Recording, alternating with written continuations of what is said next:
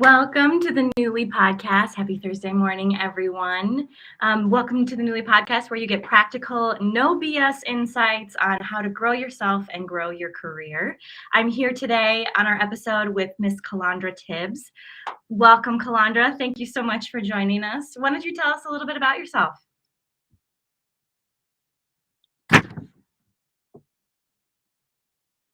Oh, Calondra, for some reason, we're not able to hear your mic. How about now? Are you able to Yes, hear me? ma'am. Yes, we can hear you Sorry. now. You're all right. Technology. Um, Technology.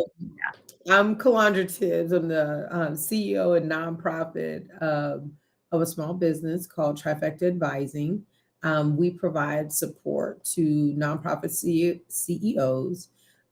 What I do is I help nonprofits, get rid of the administrative hurdles, help them demonstrate and prove that what they're doing is making an impact in their community. So um, we do this in several different ways. We work with their programs, so helping them shape well structured programs, also write the grants to get funding for those programs.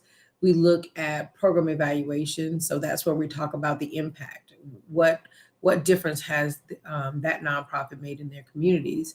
And then also I help with the operations, making sure administratively the organization is compliance, but it's also has some level of strategy to help them move forward their mission. Fantastic. Sounds like you do a lot in the nonprofit space, which I respect so much. Like, there's my family has a deep history with nonprofits, and so it's so interesting to me to learn about the ins and outs of how that operates. So that's some of what we're going to talk about today, but not all of it. We're going to talk a lot about how to build longevity in a career, which is a really important topic that's close to my heart. So I'd like to start with just understanding a little bit more about your career journey. So give me just a really brief synopsis of how you've gotten from here to there. When I first started off, you think I have a plan, and Yeah. this is my plan, and this is what I'm going to do. But I think what if nothing else I've learned is to be flexible and that your plan can expand or contract however you need it. So I started off thinking, oh, I was going to be a doctor like every young person. And then life lesson taught me I did not like the things that doctors had to do, like mess with blood and fluids and things. So Oh I yeah. said, No. okay, but I still do like health. And so I started my career off in public health, um, bachelor's and master's degree. And then my first real world job was the first job I had to get because, I had to pay to live. Yeah. And so there was less choice, because it was new coming out. So I started off at the state health department, and then, understood the things that I liked there, what things I want to do more of, and then found another opportunity. I moved down to a local community. Okay. And so got a chance to work as an epidemiologist in public health, doing all kinds of amazing things at the local health department. Wow. And then, saw opportunity I've learned a lot over the last, at this point, 10 years. So why not see what opportunities there would share with a broader range of people? And then I was able to move my whole life over to DC to work for a national nonprofit that I could touch more people. I could Wow. use what I learned at the local level to work with other local health departments to do the same or similar work. And then, interestingly, I wasn't expecting it. I got offered an opportunity to actually be the COO of a nonprofit, Wow. and where I spent a few years. And then in 2020, actually, just before the pandemic, as I was transitioning away from my COO role, I then began looking at opportunities for me to start my own business. And so here we are, There you two go. years, 2.5 years later, and things are going pretty well. That's incredible. What I love of what I'm hearing about your story and what I love and how it relates to our topic is it seems like you really start in a lot of organizations, you started in one place and then you found your way into other roles Mhm. through various means. And so I love that you found ways to be creative in finding longevity in one place. So from your perspective, what are some of the ideas, that of how a career has changed from our parents' generations to now, because it seems like right now a lot of people are kind of career hopping or job Mhm. hopping where they're staying one place for 6 months and then unsatisfied and hopping. How can you Mhm. speak to that? So I think for me, it was about, you know, um, curiosity in a job, what opportunities for growth there were in a job. Um, you know, what could I do different to make my experience unique and for me? And so my approach to the work was, and I should say, in every organization I've ever worked at, and I think that's why you're asking this question, I've always moved up at least one, two, and maybe three roles. I mean, growing responsibility or changing even the entire program that I'm working in. Wow. And it came from a space of just basically gobbling up everything that I could, just, seeing what opportunities are out there. What were some things I wanted to learn and experience that maybe someone else did better than me or had more experience doing? And so I wanted to learn that skill, even if I didn't think I would necessarily want to use it, but Yeah. I'd know more once I experienced it and did it. And I think what that did was it developed um, it created lots of opportunities for me. So I'll give you an example. I was at the local health department. I was an epidemiologist. I worked on environmental epi, and basically my job was to handle things like air pollution or chemical contaminations and things like that. But there Mhm. were opportunities that were always popping up where data analysis was needed, critical thinking, and all those things. And I'd be like, oh, okay, yeah, I want to learn about that. I ended up working on a multi-month TB outbreak, learning how to do TB skin tests, learning how to engage with, other teams in the more clinical side of the organization. And or it was a chicken pox outbreak. It has Oh, nothing to do with environmental health, but yes. you get to do some fun and interesting stuff when you make yourself open to the opportunities. And it was me growing in that space. And but those things, those precursor things, are what led to me then securing a role as a project director for a maternal and child health program, which again wasn't in my space, but I created the opportunity where I learned, and then becoming the deputy administrator of all maternal child health programs at the local health department. So Yeah. like that was an example of like how I go in and approach the work as, what, this is going to be a fun and interesting place, whether it wants to be or not, Yeah. right? Yeah. And so let me see how I can make it the space where I'm growing, I'm benefiting myself, I'm benefiting the organization, and I'm benefiting, in this case, the public. What I love about that story is you really owned your curiosity. Instead of, I'm sure there were times when you were at your job and you were thinking, oh, this is not what I expected or exactly what I wanted. You could have just started looking, you could have just started looking for another job, but instead you looked inside of the organization and really thought about how can I be curious about other jobs or how can I find other ways to use my talents. Was that something that you did intentionally, or was it something you kind of just naturally found your way to? I think for me, I naturally flow that way, Yeah, because no job is easy. Always, some jobs may be easier, but it's always going to be challenging times and all that. So I think it shows who you are truly, how you navigate through those challenging times. Because getting from, being a epidemiologist to becoming the deputy administrator was not overnight.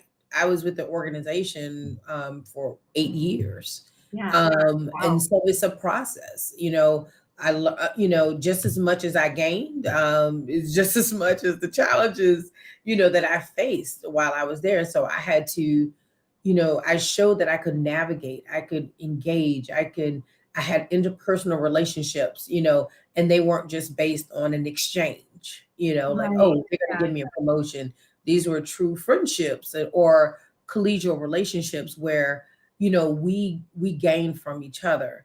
And so all of that created a foundation where I could easily move and navigate Yeah. between, the different departments, the different levels of the organization of leadership, so it wasn't just, oh, this is the plan and this is how I'm going to do it. I did it more naturally, Yeah. organically, let it flow. And then people ended up seeking me out, to do things. Hey, can Calondra help with this? This is a a growth opportunity for you? Do you want to, get that opportunity? Versus me having to strategically plan and strategize, Yeah. okay, I got to talk to this person at this time to get this job. That's Yeah. not how it happened for me. Well, and so you did it so naturally, and I love that for you it wasn't planned.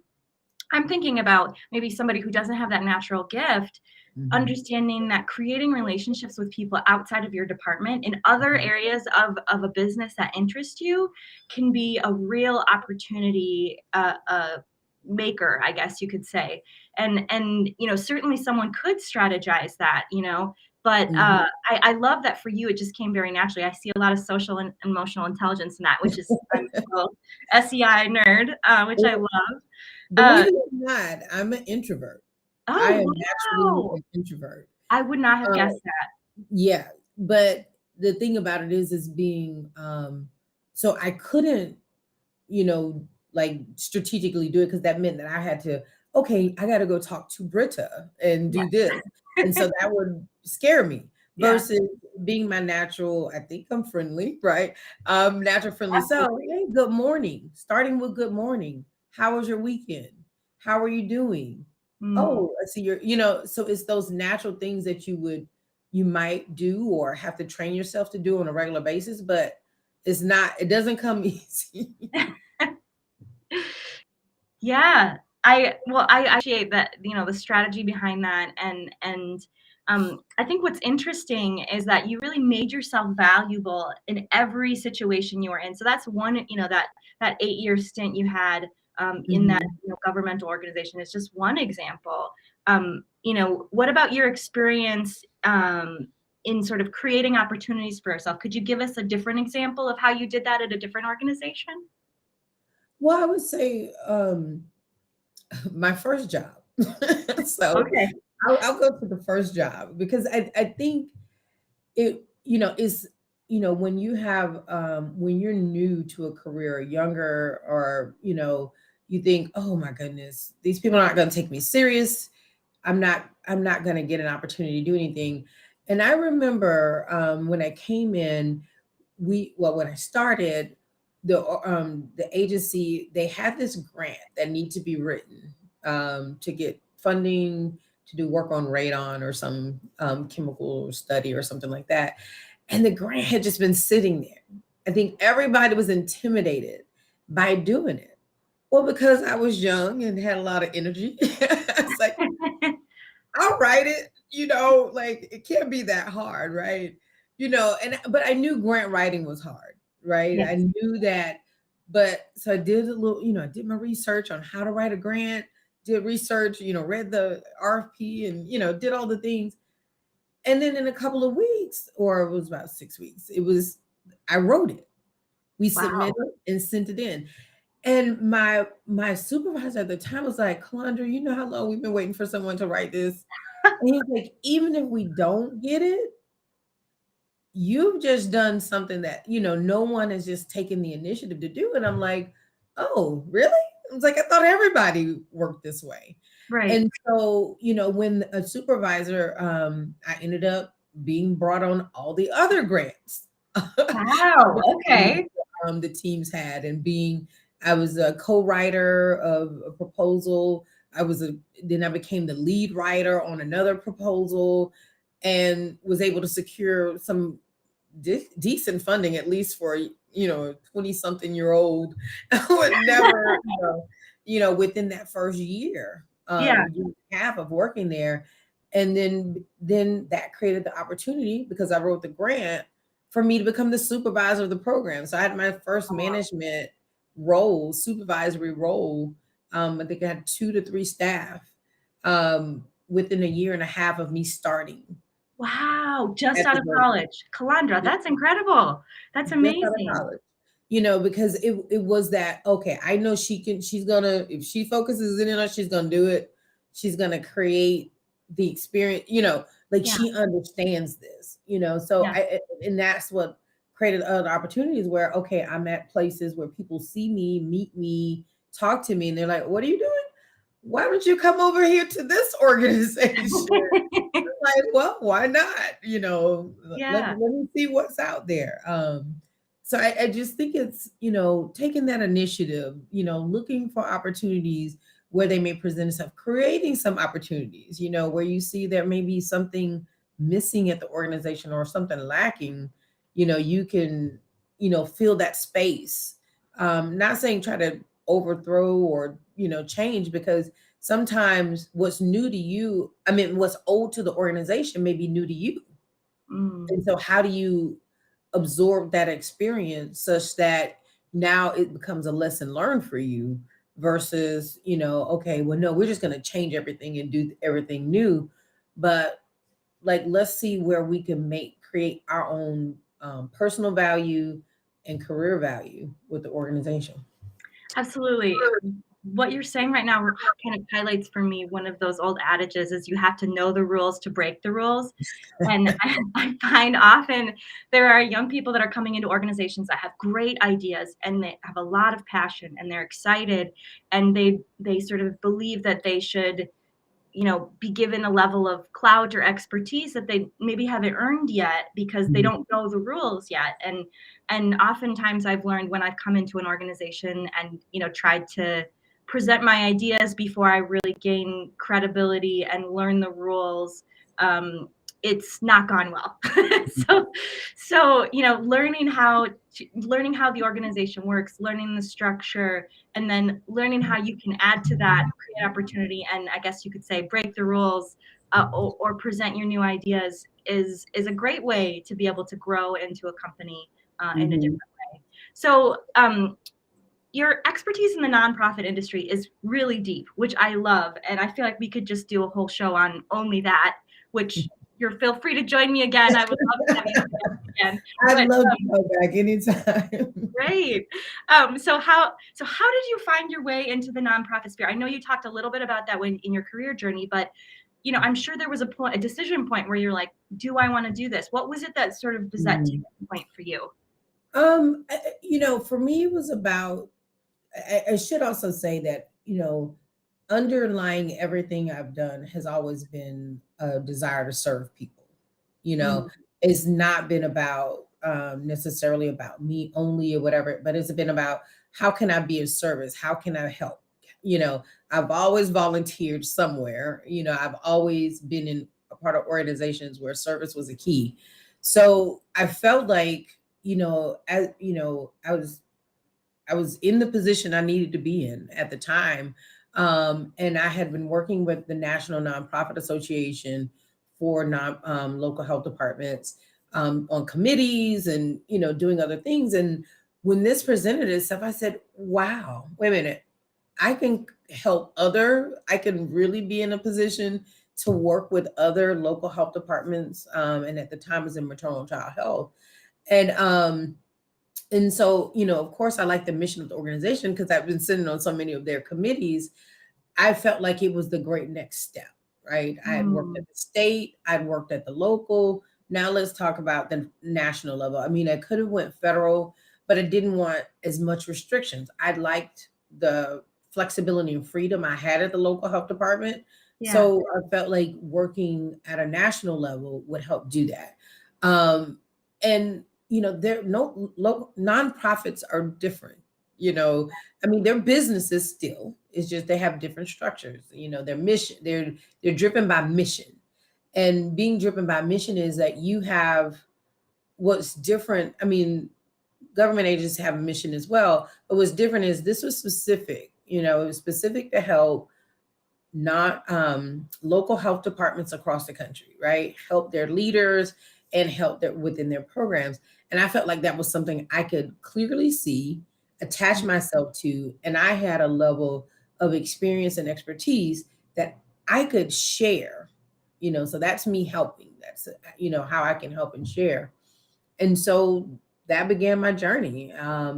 While I was at the nonprofit, I learned, the ins and outs, more grant writing, more fun, seeking funding, but you're also doing things like working with partners, managing relationships, presenting at conferences and, meetings. Like I was able to do so much stuff, and be even more creative, Yeah. without that strong structure.